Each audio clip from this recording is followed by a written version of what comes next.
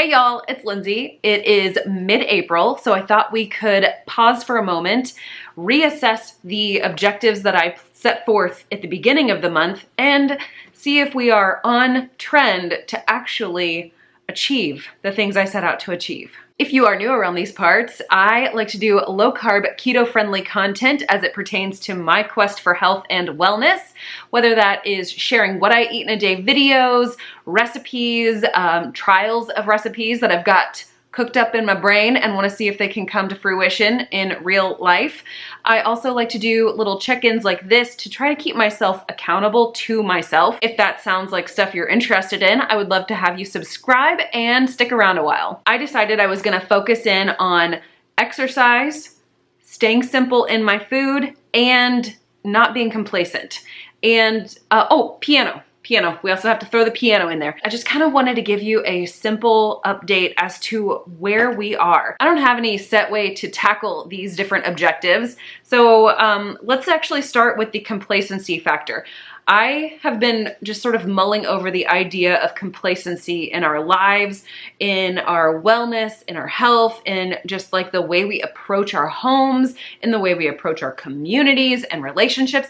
All over the place. Like complacency is one of those terms that is applicable to every scenario in life. In order to prevent complacency for myself, I said I was going to continue tracking my different objectives. And so far, so good. Tracking on paper, I have tracked every single day this month thus far. So a little soft pat on the back for me. While I am currently up to date on my tracking in my paper calendar here, that doesn't necessarily mean that I always tracked it the moment that it happened. Sometimes I waited till the next day to actually track the things. Point being, I have tracked every day so that I have hard facts to go back and assess for situations like this so that I can make sure I'm not being complacent in my life and with my time. The next objective I want to touch on is simplifying my way of eating, especially in terms of treats and desserts.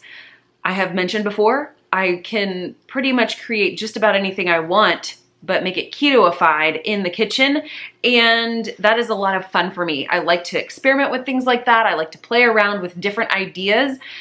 However, I can fall easily into the habit of having desserts and treats as daily habits, daily consumption for myself, and I treat them as health foods because they're sugar-free and low carb rather than putting them in their rightful place. So the way that I am combating all of that is tracking how many times I actually have a treat or a dessert. And my goal was to have 7 or fewer dessert treat things this month. And I have to say, thus far, I've only had one. And I'm feeling real good about my life. It's midway through the month. My birthday has still yet to come. KetoCon is coming up in a very short amount of time. Like, what is it? Less than a week at this point. What?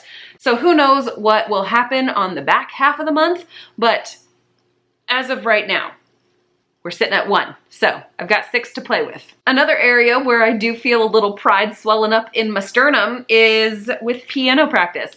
I have not missed a single stinking day. Yes, I feel so good about that.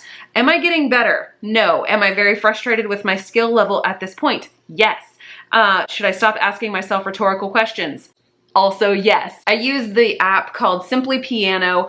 My 12-year-old is a pianist. She has been taking lessons for multiple years at this point, and she will observe me and be like, yeah, you're not that great. And I'm like, oh, defeat, stabbed my heart. However, I am still practicing even when it's hard, even when I don't feel like progress is being made.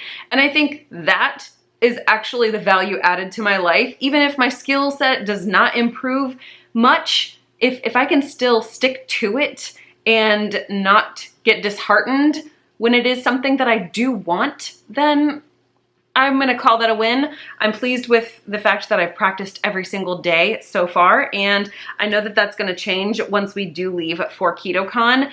So front loading as many practice sessions as possible has my objective here sitting pretty. You know, if we were to just stop right there, I would be winning at all of my objectives. but I'm not. I also have my exercise objective. Last month, I did 18 purposed, dedicated workouts. And that felt awesome. I felt like it wasn't great as far as like, oh, look at you, you did more than 80%. No, but I did more than 50%. So that felt like a win compared to February, the month prior, obviously. I wanted to hold on to that same objective and just try to improve upon that. I can tell you right now that I have backslid to where I have done 5 in this first half of the month. 5 purposed, intentional workouts. Therefore, this objective is not likely to succeed and not likely to hit more than 50% come the end of the month. And I think I would be remiss to not hold myself accountable here. Now, some people do really, really well with positive reinforcement, positive encouragement. Some people do really, really well with kind of a more tough love approach. I tend to be more like, you know what? I actually tend more toward the tough love approach. However, I'm gonna be a realist and say there is a lot going on around here. I have a lot to do before we leave for Texas. Tons to prepare, organize, sort out. You know, the weather in Texas is a little bit different than the weather in Ohio. And I'm not just preparing for myself, I'm preparing for a full family. And there's a lot of moving parts, right? Shame on me for not having seized the days leading up to us going to KetoCon and making them count the most for exercise and focused intentional movement. But also, I understand why. I'm not letting myself off the hook for this. I am, however, saying this is what it is. There's no sense in berating myself, and there's no sense in placating myself, saying, oh no, it's okay, it's okay. It's not okay, but it's also not the end of the world. We're just gonna keep moving forward. That is where we are with my April objectives, mid-month check-in. How are you doing? Where are you at? Do you feel like you're making progress? I wanna know down in the comments below. Side note, one of the objectives I have actually not disclosed until right this very moment for April has been doing a 30-day trial on Athletic Greens, the AG1 product.